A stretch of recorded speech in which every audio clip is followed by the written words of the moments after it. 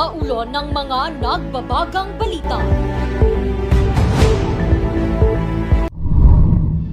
Panibagong kaso ng African swine fever sa Benguet na itala. Satellite Wi-Fi sagot sa kawalan ng internet sa mga liblib na lugar sa Cordillera. Samahan ng Benguet State University at pamahalaang panlalawigan ng Benguet pumirma sa isang research extension program. Libreng serbisyong medikal hatid sa mga residente ng Ilocos Sur at Pampanga. At iba't ibang tulong pangkabuhayan inihatid sa mga taga-Cordillera.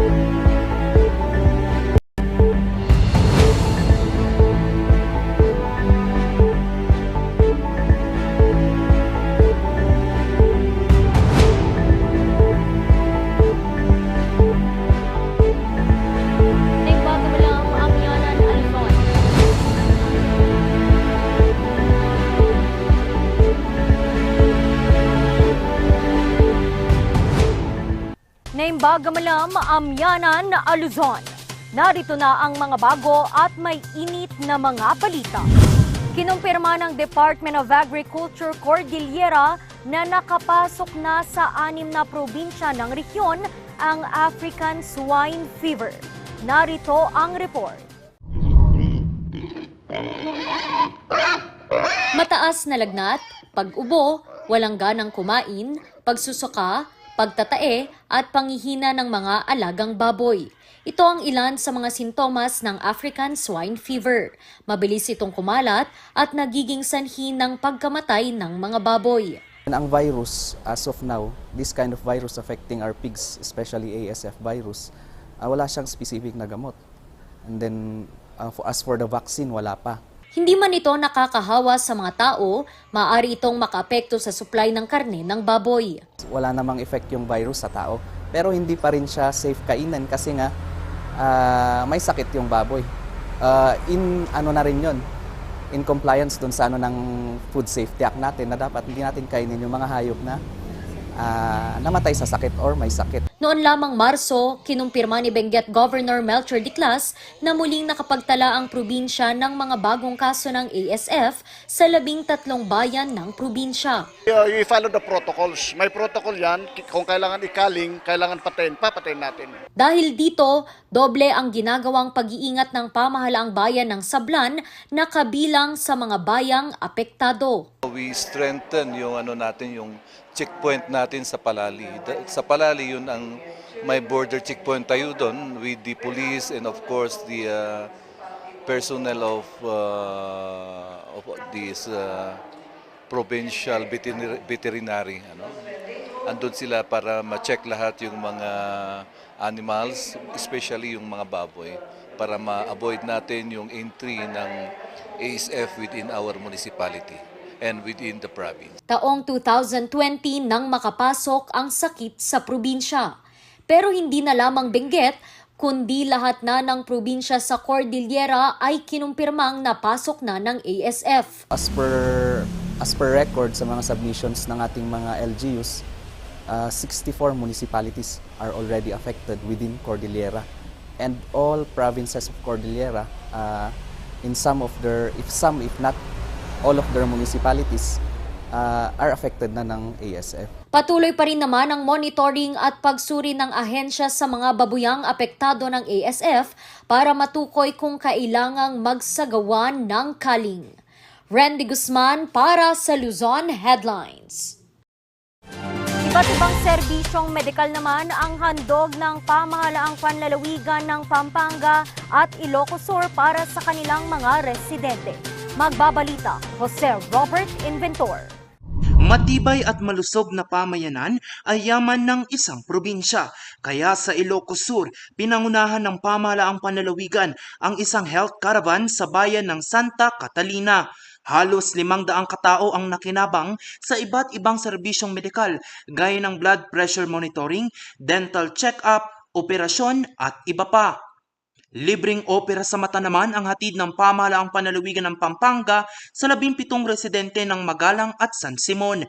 Ilan sa mga naoperahan ay mayroong katarata at pterygium, isang sakit sa mata kung saan tinatakpan ng puting mucous membrane ang kornea ng mata.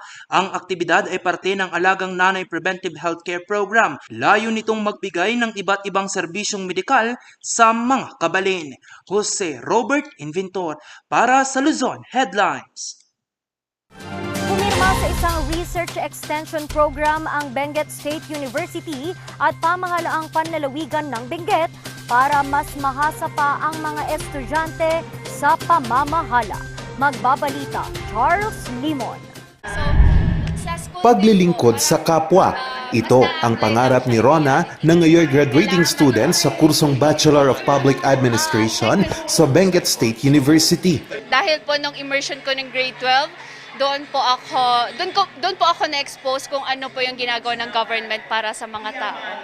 So, doon ko po na-realize na ay gusto ko dito magtrabaho. Kaya excited ito para sa papasukin niyang internship at mga isasagawang research para sa kanilang curriculum. As future public administrators, these private and public organizations will help us para i-implement yung programs para sa mga tao din. So, in relation to our course as public administration, this will help us to have an idea kung saan sector po kami mapupunta. Upang mapalawak pa ang kaalaman ng mga estudyante ng Public Administration and Governance ng Benguet State University, pumasok ang universidad sa isang kasunduan katuwang ang pamahalang panlalawigan ng Benguet. Ito ay ang pagtutulungan para sa Indigenous God Research and Extension Program. Mga College of Public Administration students, they will be having or assisting the local government units to conduct researches. For example po, kasi ngayon we need a feasibility-based ordinances na hindi lang po dapat yung mga ordinance na previously parang hindi po siya research-based na by, let's say, yung needs assessment. Kanina, pumirma ang Benguet State University, private sectors, 13 bayan ng probinsya at ng Baguio City para sa Memorandum of Agreement ng programa. Malaking tulong kasi ito hindi lang sa mga estudyante pero pati na rin sa probinsya. Education is very, very important really in the development of the community. That's why we would like really to extend to bring education to the local government units. Ang nasabing programa ay inaasang magpapalakas sa samahan ng BSU at ng pamahalaan. Thank you for BSU. Isa na kayo dito for free education. Makita tayo mga dakal to may gulong na. Although we have these private schools, we have in Baguio, of course, that is dati magdita na simulan tayo amin na yung taga-Cordillera, kita tayo Baguio amin na nag-iskila. But fortunately, nakita tayo magdan na nag-boom, pinmintas lao na yung BSU. We need each other. We have to let the generation survive. That's my isudating kabil ko ijay vision ko, BSU as an internationally smart university engendering the graduates to walk the intergenerational road. Naghayag naman ng pagbati ang mga LGUs na kasama sa programa. Dahil dito, tiniyak ng universidad ang dagdag pang mga programa para sa pagsusulong ng edukasyon sa probinsya. Charles Nicolimon para sa Luzon Headlines. Susunod, satellite Wi-Fi sagot sa kawalan ng internet sa mga liblib na lugar sa Cordillera. Yan at iba pang mga balita. Abangan!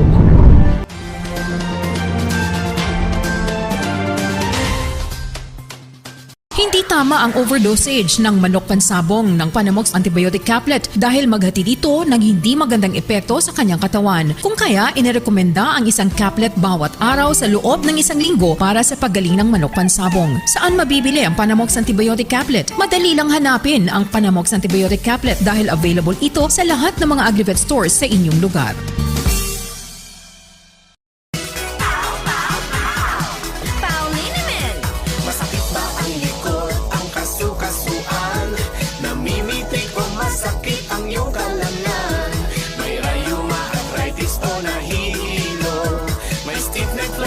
So masakit ang ulo sa Pauline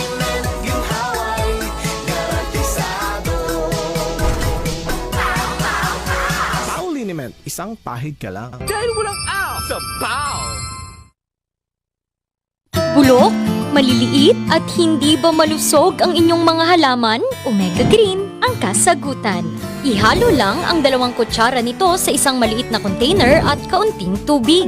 Pagkatapos ay ihalo sa knapsack sprayer at pwede na itong ispray sa mga pananim. Meron itong nitrogen, phosphorus, magnesium, copper at zinc na tumutulong sa pagpapaganda at pagpapabilis ng tubo, pagpapanatili ng nutrisyon, mas malagong mga dahon at panlaban sa mga sakit ng mga halaman. Hindi rin ito nakasasama sa kapaligiran. Pwede rin ito sa kahit anong klase ng halaman, mapa-highland crops o lowland crops. Omega Green by Encam Agri-Marketing, the ultimate friend of farmers.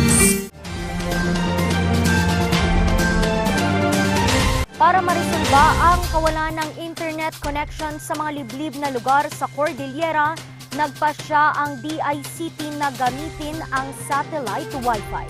Ang mga libreng Wi-Fi pwede na rin sa mga pampublikong lugar. Magbabalik sa report, Charles Limon. Hirap nung kasagsagan ng pandemya na makapag-aral si Cheryl sa kanilang bayan sa Atok, Benguet. Halos wala o mahina kasi ang signal ng mga telcos sa kanilang lugar. Wala. We have to rely sa phone and sa laptop na meron kami. Malaking hamon daw ito, hindi lang sa kanyang pag-aaral, kundi sa kanilang pang-araw-araw na pamumuhay. Kaya hiling niya sana mabigyang pansin ng pamahalaan ang problemang ito. We need the access of the internet sa lahat-lahat na sa communication and of course sa studies natin. Aminado naman dito ang pamahalang panlalawigan ng Benguet. Katunayan, may mga plano na ang probinsya dito. Marami kasing maraming pwedeng pag-usapan dyan. Siyempre, yung area na pagtatayuan ng tower, siyempre kakausapin yung tao. May protected pa ang natin, na indigenous people natin. Kaya medyo mahihirapan, pero pagtulong-tulungan, kung talagang kailangan, pwede naman gawin. Sa buong Cordillera, may mga dead zones pa rin o mga lugar na walang signal, bagay na sinusubukang aksyonan ng National Telecommunications Commission Cordillera. If they need help, we help them, but basically they submit where they're supposed to be. And then sila dapat ang secure ng mga permits and licenses. Ang lagi nilang reklamo, parang pinapahirapan daw, pero nagmi-meeting naman sila, nalilesen kasi LG requirements minsan magkakaiba. Pero ayon sa Department of Information and Communications Technology, may sagot na sila para dito. Ito ang paggamit ng satellite Wi-Fi. We can say it's a breakthrough in terms of the technology. Because very phenomenon kasi yung nagawa ni Elon Musk, yung ginawa niya na using the low orbit satellite to make it happen, to make it happen na pwede palang magkaroon ng internet services kahit na gida, kahit na geographically isolated and disadvantaged areas, yung parang hindi habutin ng internet using fiber or optic cable. Ang teknolohiyang ito ay gumagamit ng mga low-orbiting satellites sa kalawakan na siyang pagmumulan ng internet. Sasaluhin naman ito ng receiver na nakakonekta sa isang router. Mayroon itong bilis na 50 hanggang 500 Mbps. Ito rin ang gamit ng ibang bansa gaya ng Canada, Italy at Australia. Tinututukan na ng ahensya ang rollout nito alinsunod sa programa nilang libreng Wi-Fi sa mga pampublikong lugar sa ilalim ng National Broadband Plan ng pamahalaan. Malapit na ma-launch yung opening, yung launching, national launching ng Starlink. I hope it's in a few months masisimulan na. And maganda po yung technology ni Starlink. Napakadali po ang install. It's very friendly, napaka-friendly na technology. Sasagutin ng DICT ang subsidy para mapondohan ang paggamit ng nasabing teknolohiya. Pero mayroon pa rin itong limitasyon. Pag mayroon mga obstructions, when the weather is not good, is not cooperating, of course, mayroon mga nade-degrade po yung signal. But definitely, it will serve its purpose. Ang signal may paraan naman eh. Maliban sa satellite Wi-Fi, patapos na din ang pagkokonekta ng dark fiber ng DICT Cordillera mula Baler Aurora Cable Landing Station para mabigyan ng sapat na internet ang ahensya para sa kanilang programa. Charles Nicolimon para sa Luzon Headlines.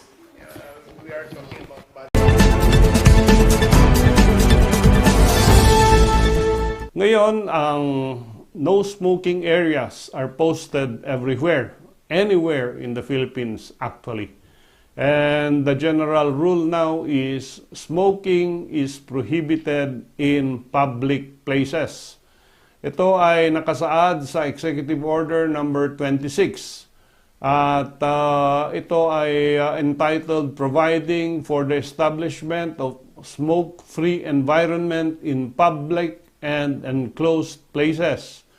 Of course, ito yung in-issue ng ating gobyerno para lahat ng ating mamamayan ay makapaglanghap to be able to breathe clean air, to be able to promote health and health consciousness among our people.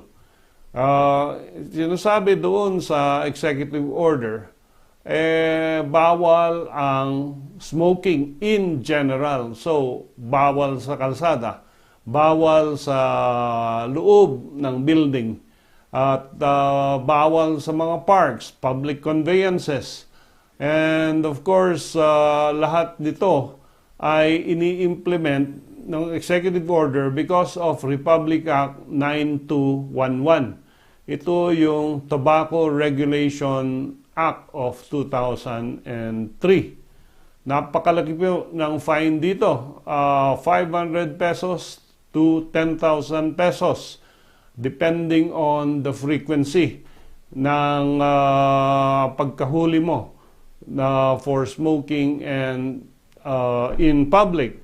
Pag ikaw ay nasa public utility, iba pa yung penalty na nakalagay doon sa inimpose ng Land Transportation Franchising and Regulatory Board, and ito ay under Memorandum Circular 2009-36, and bawal ang mag-smoke sa public utility vehicles, and all public utility vehicles are required to put up a sign of no smoking in their transport units.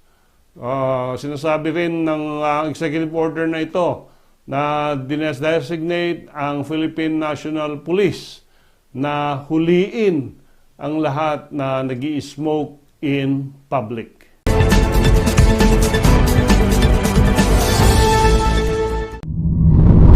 Susunod, iba't ibang tulong pangkabuhayan inihatid sa mga Cordillera. Ang detalye abangan sa pagbabalik ng Luzon Headlines.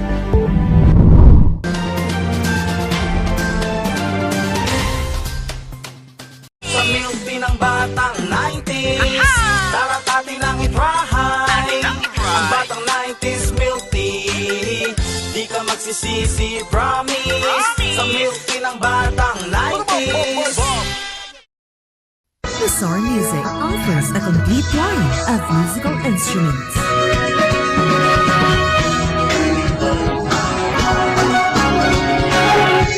Bizarre Music, Baguio's pioneer in online music and art lessons.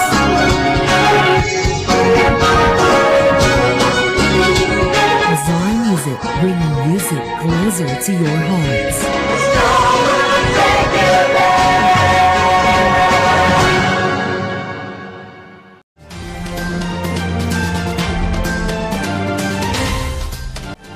Atin namang silipin ang ilang mga programa ng iba't ibang ahensya sa Cordillera para sa kabuhayan, turismo at pagmamalasakit.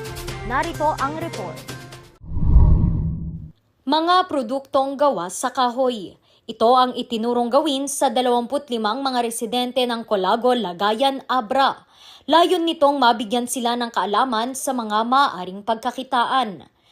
3 biik naman ang inihandog ng Dole Abra kay Noring Dalingay, isang PWD mula sa parehong barangay.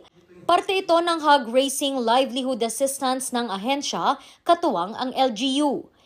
Ilang mga mangingisda naman sa probinsya ang nabigyan ng mga feeds at fingerlings. Mas lalaki raw ang kita ng mga mangingisdang hirap pa rin sa buhay sa probinsya, lalo na't madadagdagan ang kanilang mga ibibenta. Samantala, libreng sakay tuwing Sabado gamit ang mga scooters na gawa sa kahoy ang ibinibida ngayon sa Viewpoint Banawi, Ifugao para sa mga turista.